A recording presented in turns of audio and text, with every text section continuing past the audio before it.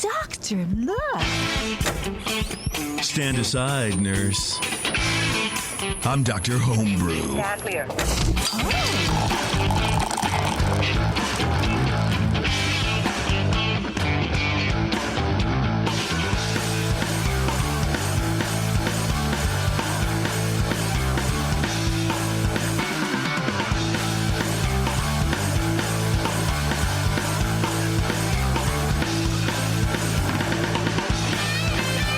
Welcome, everybody. This is Dr. Homebrew, and I'm sitting here in the studio with a very old Brian Shaw and Brian Cooper. Old. Oh, God. I meant to say Brian Cooper. Well-aged. But I said Brian Shaw instead, but I wasn't wrong about either of them. I'm older than Cooper, I suspect. I suspect. Probably by 10 plus. I think I'm probably 10 plus years older than both you guys. Oh, well, there's only one way to find out. Let's cut off each other's arms and count the rings. We have a good Beverly, show for you guys today. Thing to count the rings. We have a good show for you guys today. We have a pale ale and a Kolsch on board here from Andy and Matt, so we're going to get to them here in just a second. But first, I'd like to tell you about my skincare routine. First, you exfoliate, then you have to apply concealer. Well, no, you have to wash first. No, I have like sun. Actually, I was kidding, but now I'm sort of serious. I have like sun sunspots. Because I apparently I drive too much in the sun, and I started being very noticeable in photos and whatnot. And I'm like, I got to do something about this. So I got you, Boo. Because here's the thing: I'm old, so I was getting like these old person age spots and shit, which sucks. And especially I had like one on my face I didn't like. And I found Amazon found this little 1 ounce, like a half-ounce package of stuff. It's like $40. And Beverly's looking at me like, $40. But you only use a tiny, tiny bit at a time. Yeah. And it took like 2 months, but the whole thing went away. We'll talk after the show, and I'll hook you up. I got you, Boo. I'm going to hook you up with this whole thing. I want to tell you about my skin regimen. Okay, first, cleaning. Okay. And then sanitizing. Whoa, you sanitize your skin? You know anything else that does that? Boy. No, I don't. No. I mean, for homebrew equipment, maybe? No, I don't know what you're trying to sanitize. say. Do you think PBW would clean skunk smell off of you if you got sprayed by a skunk? I'm serious. Maybe. Do you think that would work, like on a dog or a human or something? Trying to lead into our prime sponsor. They never let me talk about my skincare routine. Did you see how they co-opted Honestly, this my banter? whole thing is such a disaster. Should we start over? I blame Brian Shaw. Brian Cooper's trying to push the show along. You're talking about your face. He's talking about $40 products. What's happening right now? Let me just be quiet now. I don't know. All I want to do is talk about skincare routine. Your skincare routine is cleaning and then sanitizing. Why don't you tell us some more about that, sir? That's the same thing I do with my part of the show equipment. is about our personalities and bantering, and like my co-hosts shut me down. Sorry. No, I feel like I wish I had a mute button for you. Well, we talked for like 20 minutes on the last episode about Star Wars and other sci-fi stuff and Five Star Chemicals, the sponsor of the show, the title sponsor. They've been with us since day one. They help bring the show to you, so help bring your business to them. Buy PBW, buy Star Sand, buy all of their good stuff. Go to 5starchemicals.com and learn about everything you need to do to make great beer. And if you're going to be in HomebrewCon, which I think this episode will release by that time, go and say hi to them for sure. Thank them for helping us do this show. And if you missed it for whatever reason, if you're sitting there and it's, August or whatever, send them an email. Thank them very much, please, for putting the show on. But at HomebrewCon, we want at least one person to go up to them crying, saying, like, I used blah, blah, blah, whatever cleaning product for 10 years, and then I finally discovered 5 Star. Right. I love you guys. And just give each one of them a big freaking hug. That's right. So here's incentive to go to the 5 Star booth, too. Yeah. I mean, I don't know what they're doing this year, but every year at HomebrewCon, they always give out little samples of something. And they're really good. They have like not just the usual swag, but like a little 1 ounce. Well, like a little 1 ounce thing of Star San or a 1 ounce thing of PBW. And if you've never tried this stuff, go get a sample. That's a 1 ounce is enough to last you several batches. They have some other products That's enough too. to try it out. Yeah, that's the best way to do it, man. Iodophor, they have usually a few samples that they give away. So go check their booth out. They're nice people, too. Absolutely. All right, we're going to take a quick break, and we're going to come back, and we're going to start talking homebrew and giving advice and judging stuff and a whole bunch of cool, awesome stuff like that. This is Dr. Homebrew. Well, no, not skincare, because you guys are uninterested. So apparently, I mean, I don't know. Whatever. It's the last about time your skincare twice. It's the last time I try to better your guys' complexions. Oh, man.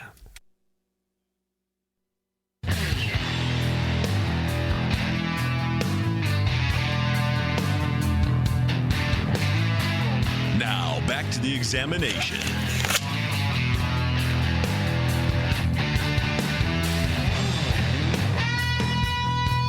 All right, thanks for sticking with us, everybody. Got to turn off this music. Got to do a couple new things here, but you know what? It's worth it. How about that? You should just play the whole thing out. I think that's good. Andy, are you there? Hey, what's going on, guys? What's going on, dude? Thanks for joining us, man. I know it's a little late for you. Hey, no worries. All right. He said he was a night owl, I think. Oh, all right. Well, where's his beer, though, JP? I don't know. Why is it, Brian? You need to calm down. We You're need on the my 18 ass. beat. I know, but I also need to talk to the guy first. Oh, yeah. Yeah. So I need to say, hi, Andy. Thanks again for joining us. So we have a pale ale we're going to judge for you, right? Yeah, pale ale. Have you brewed a pale ale before? It's like Brian's never done the show before. Neither of the Brian's have ever done the show before. What is podcasting? What is this thing in my face? Are we talking to real people or robots? Andy, have you done a pale ale before? Are you Russian? I've done one or two. Mostly do IPAs and then try to pass them off as pale ale. You're the what I hate about craft beer. I'm going to tell you that. You're my best friend. Is that what this is? Is this like basically a session IPA with some crystal malt? No crystal malt, but maybe session IPA-ish. Okay. Hey, man, fair enough. Have you done this recipe before? Is it a new recipe? I brewed this recipe actually for the first round of NHC, and then this is the rebrew that was basically the same with just a couple tweaks. But it came out a little bit different than the first one, so just to see what you guys think. Did it pass the first round? Is it in second round or? It is in the second round. Oh, yeah, right. We got to DQ ourselves from second round pale ale, perhaps, Brian. So I'm judging second round, so Me too, yeah. we probably should DQ ourselves from pale ale. Maybe. I like judging pale ales. Yeah. And Unless you like it, and then go ahead and judge it. Andy, where are you calling us from? I'm just outside of Nashville. Oh, nice. Which direction? To the west. Okay, I say I What block are you on? I was telling the previous caller in the previous show that I spent like almost 10 years near Jackson when I was a kid growing up, so not too far from Nashville. Mm-hmm. Yeah. Are you in a homebrew club? You guys should kiss. I am. So the Clarksville Carboys. Nice. Awesome. It's a nice shout out for those cats. Yeah. All right, Brian Sharp, Yeah, why don't you start out first here? Let me give him some beer first. Don't you? Well, have you will. done this show before? I'm not used to you being so slow to pour. While we're pouring beer, we'll ask. So, how long have you been homebrewing? Probably about 7 years or so. Cool. That's pretty cool. Did you start off with all grain or extract, or tell me about that? Well, I started off, and I kind of get OCD with hobbies, so I wanted to dive right in, but my wife told me I wasn't allowed, so I brewed one, the obligatory extract batch, which of course, and then went straight into all grain after that. Nice. Yep. Very cool. So, yeah, thanks for sharing this beer with us. It's really good. So I'll just give you my preview. The spoiler alert, I like your beer a lot. Aroma is really nice, very pleasant. It's dominated by hop aroma at a high level, which is good for a pale ale. And don't tell me yet. I'm guessing right now it's Idaho 7. So when we get to the end and we talk about recipe, I'm just calling it right now. This is Idaho 7 to some extent. It's like Babe Ruth calling his shot. Like, I'm home run out here past second base. I'm calling Idaho 7. It's citrus, tropical fruit, spice, a little bit of low dankiness. Low malt, but the malt's there. No esters, no off aromas, no diacetyl. give this 10 out of 12. Really fresh, really great, complex hop aroma with some malt there to back it up. Appearance, 3 out of 3. This is crystal clear. I could read through this. Even this sample here. Maybe the second one we just got poured, it was toward the very bottom of the bottle. It's maybe a little hazy, but still really, really clear. Color is a light gold. Head is low and very persistent. And in this sample we just got, we judged this probably an hour ago. This bottle, I'd call this more of a medium and very persistent head. Great job, 3 out of 3. Flavor, excuse me. Initially the flavor is low malt, followed up with hop flavor at a high level. Similar hop flavors to the aroma. I get that citrus, tropical fruit, a little danky. A hop bitterness is medium, leading up to a mid-palate balance that's slightly toward bitterness. And this is, we'll talk about the recipe later. Brian and I had a lot of discussion before the show about, is this really an IPA that's entered as a pale ale, or is it really a pale ale? But for a number of reasons, including the bitterness level, I really believe this is a pale ale just at the high end of the style. We'll discuss, again, I'm making that call right now. We'll discuss that later on.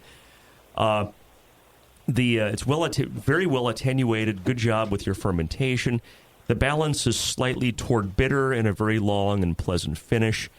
Gave this 17 out of 20 for flavor. Really well done. Mouthfeel, 5 out of 5. Body's medium light. Carbonation's medium. No warming. It's more perky than creamy, but with no astringency. Overall impression, 8 out of 10. And I made the note here, am I judging this too high? Is this really an IPA? But this pale ale is so good, I'm rethinking whether I want to have my first beer on my Pico Z be a pale ale or not, because I'm not sure, through no fault of the Pico, I'm not sure I could make a pale ale this good. I'm not sure I could get my starter and everything else to create a pale ale that's going to be this tasty.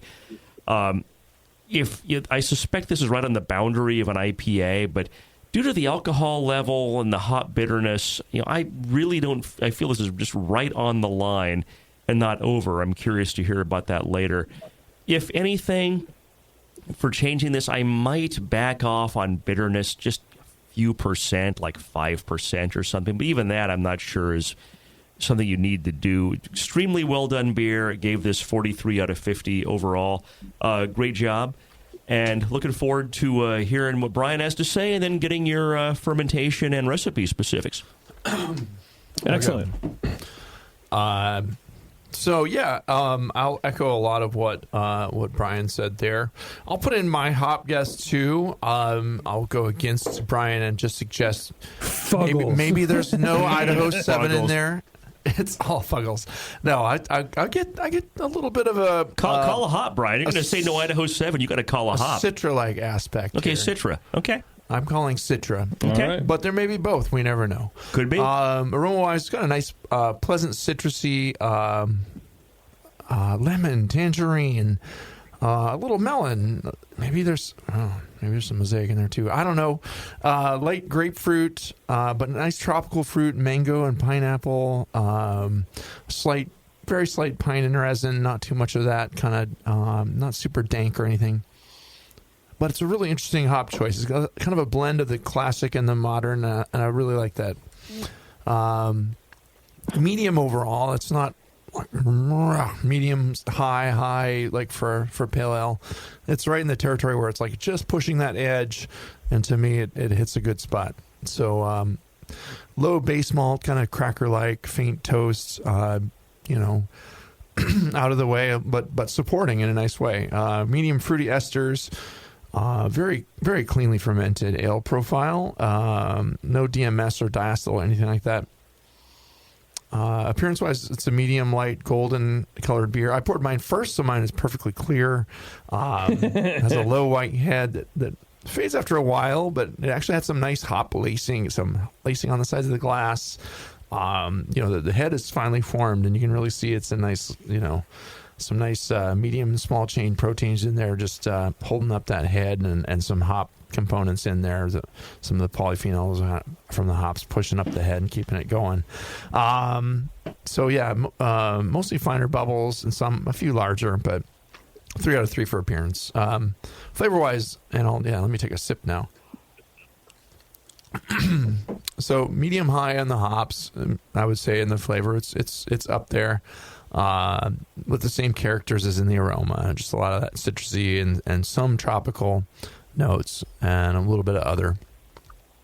Base malt below that, clean and bready, a little crackery, nothing too crazy there. It's on the lighter side color wise. It's it's not like a really malty pale ale at all, and that's fine for me. Lets the hops shine nicely. So there's some actual low alcohol that does come through in the flavor for me.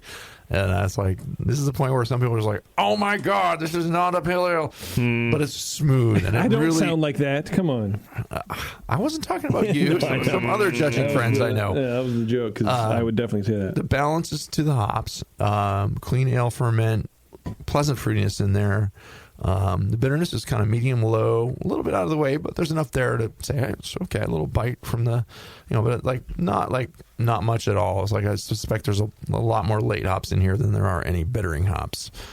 Just a good level. And it finishes nice and dry, kind of what you want in a more modern pale ale. Mouthfeel wise, medium light body, medium carbonation, no obvious warmth, no astringency. It's really very smooth and easy drinking, and not harsh at all. It's just you take a sip, you want another sip. We're actually pouring this, and then we're pouring ourselves some more after we judged it, even though we had to judge other beers. But yeah, overall, it's a very pleasant drinking American pale ale, smooth and clean. Just a nice job overall. Hop choices have some classic and some more modern selections in there, which I like.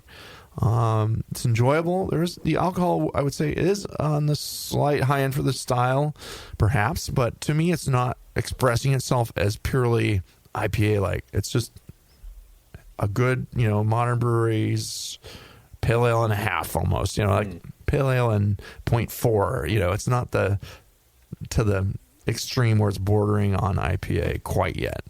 IPA has become a little different animal too, and those have crept upward on everything too. So I gave this one a 41. It's up in the 40s. I think I don't know. I hope our scores will echo what you get in finals, and I don't know. I really liked it. Be interesting. I think you did a great job, and we'd love to hear what you did. And then we want to know the hops. Exactly. All right, go ahead, man. Yeah, so the recipe, I did a 13.5-gallon batch, and it was about 72% two-row, 20% pale wheat malt, and 4% Crystal 40, and then 3% sigillated malt. Andy, why'd you make the choice? Sorry to interrupt you in the middle here. Why'd you make the choice for wheat malt? I put that in a lot of my IPAs, and the evolution of this recipe started with an IPA, and then kind of went down just a little bit to the borderline, and then I had entered it as an IPA and a pale ale in the first round and a couple other competitions, and it did good in both, but it advanced in the pale ale category for nationals, so that's kind of what I went with for the rebrew there. Okay, sorry to interrupt. I just was curious about that wheat malt choice. Yeah, I think it helps with the head and then some body a little bit, I guess. I don't know. I started doing it after I read a Modern Times recipe that had it in some of their pale ales, and I just liked what it did. The retention is good, and it's a good trick. Keeps a lot of good proteins in there. Yeah. All right, continue with the recipe, man.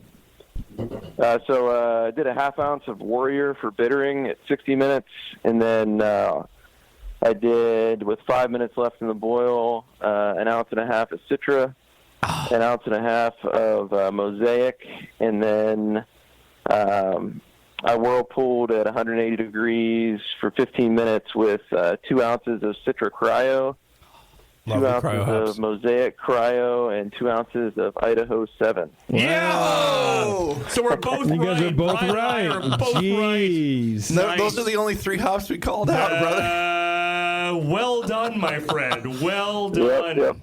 I was impressed by your perceptions there. I did throw another ounce and a half of Vic's Secret in as well at okay. 15 minutes for the Whirlpool. That's well, good. I got to start trying that hop out then. That sounds really good. Yeah. Sure, why not, right? I love Citra and Mosaic together. That's a good Falcon really, twist. Really works nicely. Yeah, this every IPA I've made with this, this hop bill has been just delicious. I love these hops. That is a big dose of Idaho 7 at the end too. So yeah no wonder you. Yeah, and I'm less familiar with that hop.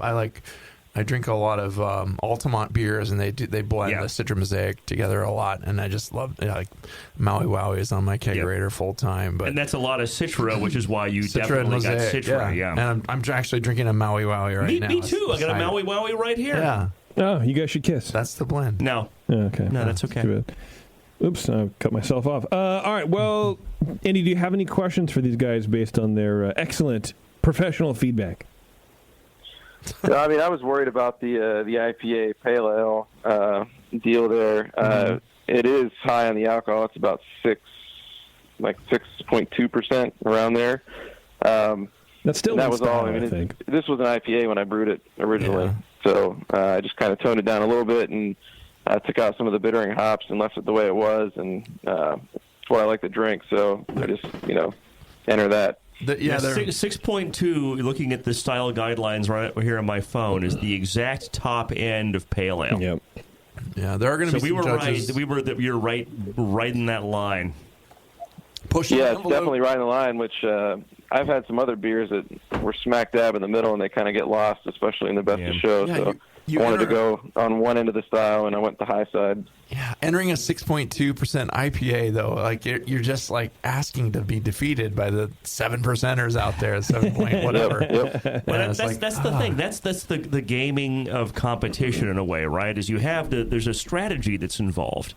And gaming is the wrong word. There's a strategy that's involved in competition. And you're right. How do you stand out, especially in second round, among all the others? And you kind of have to be big in your category for some of these to stand out. Now, when did you rebrew? I brewed this 10th of May. Okay. So not too long ago. What yeast did you use? Did you tell me and I forgot because I wasn't paying attention? No, I used San Diego Super Yeast, so WOP 090. And then I also dry hopped it with 2 ounces of Mosaic, 4 ounces of Citra, and 4 ounces of Idaho 7. Damn. Yeah. Good job. Wow. So, I mean, I'd say this beer is hitting its prime, and you should be in good shape next week when they're judging it. I mean, it's a really good rebrew. I'd like to know what the difference was, though, that you detected between your original beer and the rebrew. Ooh, good question. Well, the only thing that I changed was for the first beer, about 20 more IBUs came from the bittering hop at the beginning, and then the dry hop was reduced just slightly. And then also I drove the pH down a little bit more for this rebrew because I thought the first one was kind of a little flabby, so I wanted to just bring it down a little bit. So it ended up I didn't measure it post fermentation, but before fermentation it was down about 5.1. And the differences I noted were, which I don't even think it had anything to do with either of those things I did, but the hops, the Idaho 7 specifically, in the first beer I made, had a really earthy quality to it that I felt like it made it taste more malty than it actually was, and I actually thought it was really nice. That didn't really come through on this one, and I think it was just the hops, I got it from somebody else. Yeah, the acid kind of accents the tang of the citrusy and the tropical tasting hops. So the acidulated malt was brought in for that purpose, or did you use some in the previous batch too? Well, I used some in the previous batch, but I actually put a little lactic acid as well in this one. And so you did acid just. I actually used some phosphoric acid as well. Gotcha. To drop it down a little bit more. Okay. I think it pops nicely. It's not like super tangy or sharp. It's really not. It's just smooth, and the hops express themselves in a nice way. Yeah, I agree. Yeah, I like the way it turned out. like the first one too, but that was going to be one of my main questions was the if you guys could taste anything with the pH, if it was too far or if you could even notice it. Yeah, I think the water and the acid levels are fine. I don't detect any problems there. The point of adjusting pH is that we shouldn't notice it. We should just notice the beer, and that's what we did. And I think you're going to do really well. You got 2 Grandmaster judges telling you this is a 40-plus point pale ale. It's entirely possible this is going to be best of show round contender in second round. So best of luck, man. You never know though. Like there's so many. Now when I lose, I can call bullshit and feel better about myself. There's so many variables. Like where are you in the flight? What kind of judges do you have? How tired are they? What did they judge in the previous flight? There's so many variables that can happen. But I was going to say though too. Like you get into the second round. The quality of judging is very good, and you should have judges that know their ass from a hole in the ground and will be able to detect, okay, this is a more modern pale ale. This is what this is. I may be 65 years old and I've been judging for 30 years, but I can tell this is a good well-brewed beer. Or you may get others where it's just pushes the envelope too much that just turns them off, and they're like, sorry, man, this is a 32 or 35, I don't know. But it's still, there's no flaws in the beer. I'd be surprised if it went that low. But no, I totally agree. And second round also, this is maybe a weird thing to say, but second round, people are virtually every judge is really respectful of the competition. And yeah, it's a drink fest, but people tend to not overdo it the night before and get a good night's sleep and show up and be ready to judge, which is not necessarily always the case in every comp. Yeah, for sure. Yeah, best of luck to you, man. I hope we see you on that stage. Good job, luck, man. Dude. I appreciate the feedback. We're just seeing how it goes. Awesome. Thanks, man. Cool. Good luck. All right, thanks. Bye. Bye. Yeah, that'd be cool, man. That'd be cool if you win something. Yeah. I'll be there. It's a really good beer. Yeah, I'll be curious. Yeah, I'll be curious to check the Pale Ale awards when those come out. Absolutely. All right, everybody. Tough category. We're going to take a quick break, and then we're going to come back and judge another beer. This is Dr. Homebrew. Hang on. We'll be right back. Hello, fellow BNers. This is Sully from the 21st Amendment Brewery located in San Francisco, just 2 blocks from Giants Park. Before Nico and I opened the 21A and before I was a professional brewer, I homebrewed on my small 4-burner apartment stove in a back house in Santa Monica, California, making my extract brews before graduating to the daunting idea of all-grain brewing. Homebrew books and information was hard to come by back then. The internet hadn't been invented yet, along with other things we take for granted today, like electricity and potable water. One thing I wish I had back then when I was learning was a radio show that could teach me the ins and outs of brewing and answer questions that I had about homebrewing, a resource for making great craft beer. The 21st Amendment Brewery is excited to be a proud sponsor of Dr. Homebrew, a great show that teaches you what you need to know about making incredible beer. Good stuff. Listen up, you might learn something. I certainly did. And thanks for your support. Tasty Crack Kings. The leader in affordable, high-quality kegerators is here. Introducing Komos, the kegerator designed with serious beer drinkers in mind. It features an all-stainless steel draft tower, a major upgrade over traditional chrome-plated brass towers, and Komos keeps your new tower cold with their air-cooled tower fan, wrapping your beer lines in frigid coolness. Your beer is poured from innovative forward-sealing faucets that don't leak, so they stay cleaner for longer. Dual gas inlets on the rear of the fridge allow you to run both CO2 and nitrogen gas. Serve your beer with CO2, serve your kegged wine or even cocktails with nitrogen.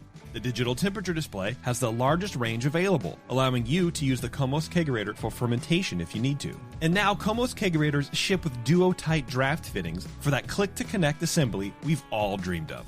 Buy direct from KomosDraft.com and receive free shipping on your order. That's KOMOS Draft.com.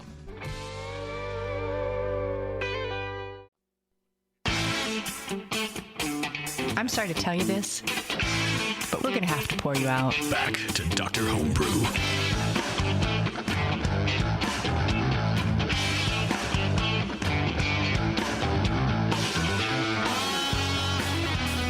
All right. Thanks a lot, everybody, for sticking with us. We're going to call our second guest here on the old Dr. Homebrew show. And, then we're going to drink his beer. And then we're going to judge it. And it's going to be a good time. It's a Kolsch from Matt. And Matt, are you there, Leave dude? your message for 760. What? Whoa.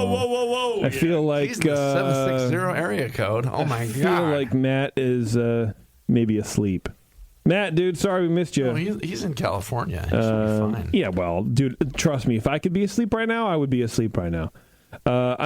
This is Arnold Schwarzenegger, and I'm calling to tell you that you are late to being on Dr. Homebrew. Ah. I don't know. Yeah. All right, well, that sucks, man. But wait, now do we have his Skype? Look, man, I have his contact information that I got that he filled out on the form. No, I think we got that separately, though. Hold on, let me see. Do you have his MySpace or his Friendster? I don't know, man.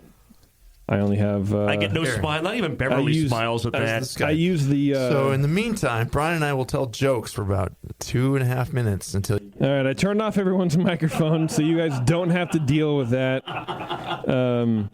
Well, if he had Skype, he should have put his Skype number down instead of his phone number. Skype, and I asked him today. Sorry, I'm trying to help. It's not your fault. You didn't do it. Turn my mic back up so I can Nope. We can help you with the dead air in here. Nope. It's fine. Usually on his Skype for us. It's fine, everybody. Don't worry about it. Here comes Matt. Oh. It's dead Hey, like Matt. I don't know. We'll there see. we go. All right. Matt isn't online. Okay, so I'm done with this. Let's go ahead and judge Matt's beer. And then, Matt, if you're listening, call us. I don't know, dude. So who wants to go first? Brian Cooper? Okay. Let's go. It's like herding cats sometimes. This is a 5B Kolsch, and it's so we they came in these kind of these 500 ml bottles with some kind of scraped off labels on them. The fill was pretty low. It was down probably about 2 inches on the 5 ml bottle, which does have a pretty long slope, but there was a lot of room for. Well, I don't know if it could have been if it was capped on foam. That's usually probably fine, but you could have carbonation issues too from filling too low.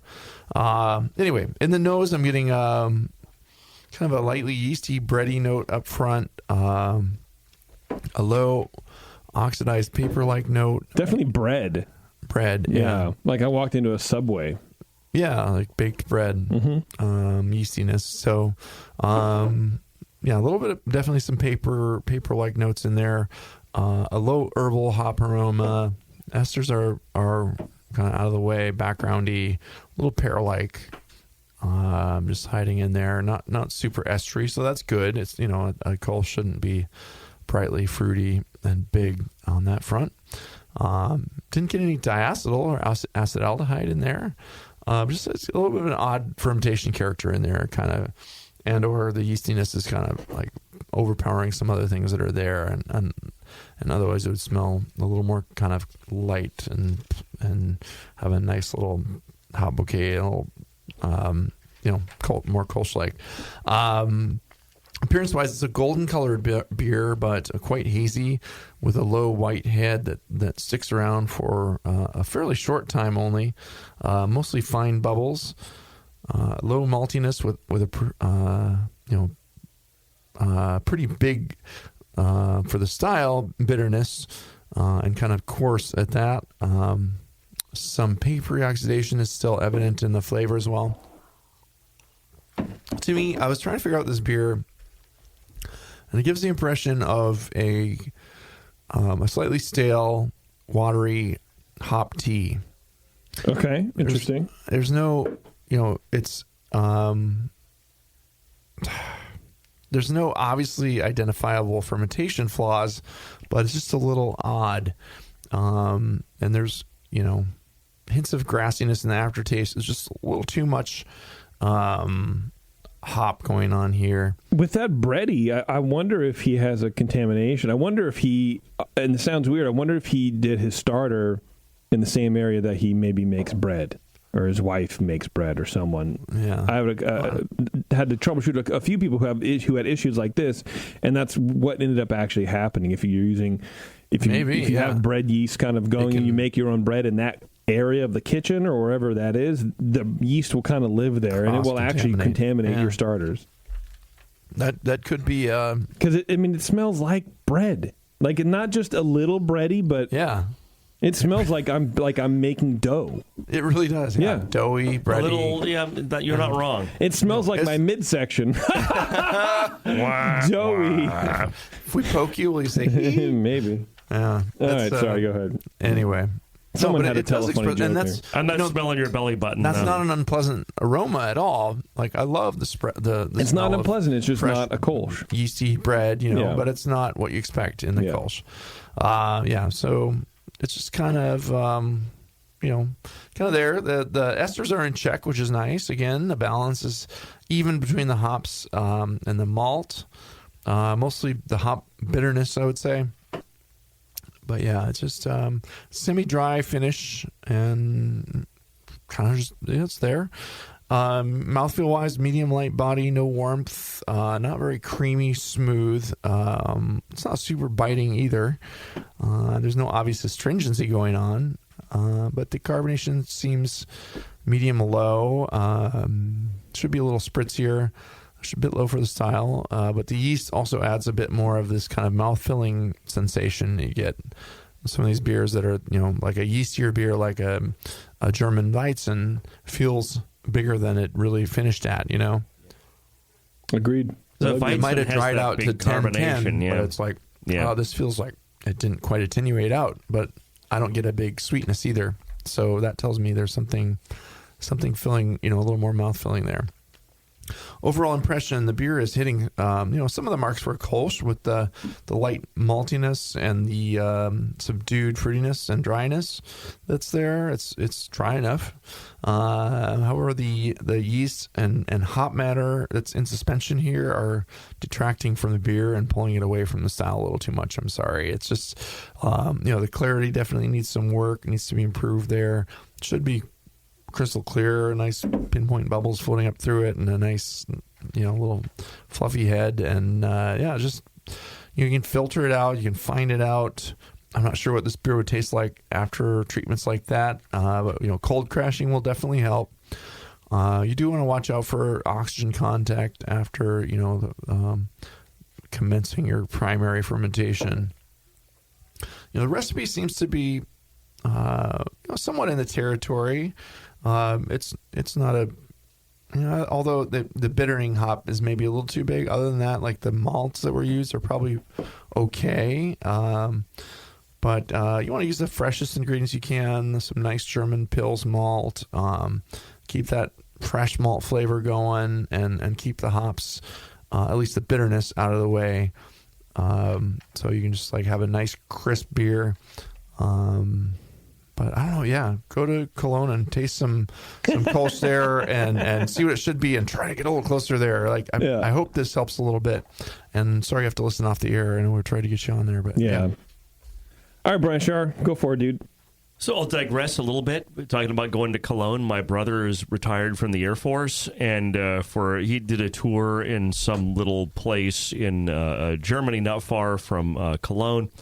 And he had this German, it was a NATO tour, and his CO was British. And about once every month or two, on Friday, he'd roll into the office and be like, hello, chaps, cheerio, tip-top. We're going to do some team building. And they'd all pile in a van and go down to Cologne to the river, and they would just pub crawl among all the Kolsch bars. All day long, and whoever drove that van had to be the DD. Ugh. And my brother would just get smashed on Kolsch. Good German Kolsch right there on the river. What a great way to spend a Friday. His coaster was marked up all the way around or something. Well, they would go to all the places. There's 5 or 6 classic Kolsch places, and they would crawl to all of those on the river. So I do not envy him being in the Air Force, but I envy him getting the chance to go do that on a regular basis. Yeah, sounds good. Good job, Michael. So anyway, I largely echo what Brian has to say. Aroma is kind of low overall, low malt aroma, no hop aroma, but no esters and no diacetyl. Give it a 7 out of 12. That's true. Appearance, it's hazy and murky, perhaps from shipping. Dark straw in color. Head is low, but persistent, much lower head than I expected. And actually, in the second pour, maybe it's because I have this Maui Wowie next to me. If I have the camera on, not sure if you can tell, but the Kolsch here on the right, I really get pink highlights on this. And I bring this up with the pinkness, especially with these bottles, because the bottles had the labels still on and kind of scraped off. Is back in the day, I used to, before I kegged, I would bottle. And of course, I would reuse my bottles. And sometimes I had some random bottles in a batch that I would bottle would be, these were not gushers. I would have some that would be gushery, but they would be pink. Like the beer would have a pink character like this. Yeah, we had it on the last show. Exactly. Yeah. And I think that a lot, especially when you look at a bottle that has a label still on there, I wonder, the Momily from 20 years ago was, just put them in the dishwasher on high, you'll be fine. Well, that water never gets up in the bottle, and it cooks stuff inside without killing it. And you got biofilm on the inside of the bottles. And I wonder if part of the problem with this is not the beer or anything else, but the packaging. If perhaps clean, sanitized bottles that were right out of the homebrew store, filled up with Star San, sanitized out, wouldn't have perhaps some biofilm that might be left in. That's true. Because that pink, when I see pink, I get really anxious. And I think about how terrible my bottled beer could be back in the day. Yeah. And give this a 1 out of 3 for appearance. Flavor. Initially, the impression I got was malt and then high hop bitterness. The hop bitterness just dominates, as well as I get a really harsh minerality. That to me, the balance is not between malt and bitterness, but between kind of this minerality and the bitterness. Mm-hmm. And it's kind of a vicious cycle that they just kind of reinforce each other. They both kind of dominate this bitterness and minerality into the finish. So it's the malt, to the extent you can taste it, is kind of sweet and muddled and lacks the crispness you want in a Kolsch, and it's just kind of harsh, unfortunately. So I gave this 8 out of 12. Mouthfeel, body's medium, carbonation's low. Kolsch should be lively and highly carbonated, and it's just way too low for style. And the harshness also has some astringent components to it, so I gave this a 2 out of 5 for mouthfeel. Overall impression was a 4. I think from a standpoint of not being estery, the brewer did a great job. Mm-hmm. When you judge Kolsch, 9 times out of 10, the knock on Kolsch in competition is it's someone wanted to brew a lager but didn't have temp control, right. So they made a Kolsch, so they brewed in their closet at 80 degrees. You have an apple fruit bomb. It's like, why did you do this? Well, I thought I could do this because I could put it in a closet. No, that's not how you make a good Kolsch. And it's, unfortunately, if you're out there and you're listening and you want to make a Kolsch, you need to have temperature control. Right. Or you need to have a reliably cold basement that time of year you're doing it, that gets you to like that low 60s. In the low 60s or even 60 degrees even. Exactly. Just down there. You can't have 60 or 70, 80 degree excursions and make a Kolsch. So with every 1 degree addition of Fahrenheit of fermentation temp, you get like a 10-fold increase in the esters, from what I understand. That's exactly right. It's I forget the chemistry law, but it's like the every 10 degrees is 10x something with heat. So good job on that. That was really well done. The problem to me is that there's really a lot of harshness in this beer, and again, that might come from the package. Maybe there's some biofilm in these bottles that didn't go away that caused some harshness. Maybe it's water over adjustment. I'm constantly beating the drum on that, so I don't want to don't want to overly dwell on that, but sometimes if you're adjusting your water, or maybe you don't have a good handle on what your water is, or you're too enthusiastic about it, or you're just kind of following what a spreadsheet says or something, you can over-adjust your water. Mm-hmm. And I wondered if that might be an issue, or conversely, if maybe the brewer had really hard water and didn't adjust it at all, in which case maybe some cutting that hard water with some RO water or spring water might have helped. But at least from a fermentation standpoint, I think this beer was well made. There are some other process issues on this, and I hate to be hard on it, but I gave this a 23 for an overall score. Yeah, I don't know if I might have failed to mention my score, but I'm around like a 19 or 20 on this one too. It's it's got some redeeming qualities for sure, but it's not quite where it needs to be for a nice, crisp, fresh Kolsch. And no, when you go to Cologne, you'll find out it's a fun place to taste beer for sure. Yeah. Well, I think, unfortunately, we can't hear from Matt to get a little feedback, to answer some of these questions as to what happened or whatever. Maybe we can give him something offline and feedback-wise. Yeah, that'd be cool. A little update for the next show. Recipe and, email us. We'll email you back or something. You can always call email us and shout at us. Email me at Brian at brewingnetwork.com, Brian with an I, to get your beers on the show. And, if you want feedback on something you've brewed, we're happy to give it to you. So sometimes you just have to deal with these West Coast late hours, and we shifted a little later tonight than we wanted to be, but we're going to get out of here, right? Yeah, I mean, just to clarify that point, it's currently 10:30 at night on the West Coast. So if you can stay up late, come on the show, man. Let's go. All right. Well, I guess we'll get out of here, huh, guys? Yeah. That's it. Do you want to talk about your skincare some more, Jason? Well, I do, but apparently it's you guys don't want me to. Looking forward to HomebrewCon. You and I can talk about skincare offline, man. The PN booth will be going strong, and we're going to do some live shows there. So live shows at HomebrewCon. Doing 2 live shows, and we're going to give away something. You guys, I'm not going to be there, but you guys are going to be giving away one of the new products from the iDip boys. Oh, wow. No shit. Are we really doing that? That's awesome. Yeah, they're going to be on the show, give a little 5-minute kind of talk about what they got new coming down the pipe. And, you give one of those away. So that'll be cool. Very nice. Anyway, thanks a lot, everybody, for sticking around and listening to Dr. Homebrew. And thanks for Andy and Matt for sending beers in. And until next time, brew strong and impress us. Come hear us live at HomebrewCon. My sign off should be go on the bus and kiss somebody close to you. All right, bye.